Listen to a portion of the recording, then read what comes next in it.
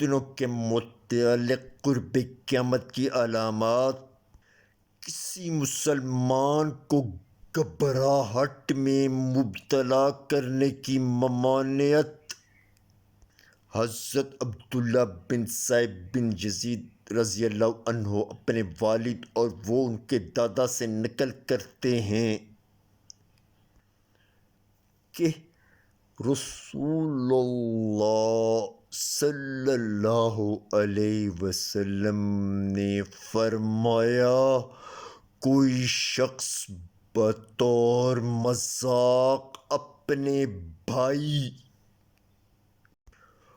کو پریشان کرنے کے لیے اس کی لاٹھی نہ لے، اور اگر کسی نے لی ہو تو واپس کر دے۔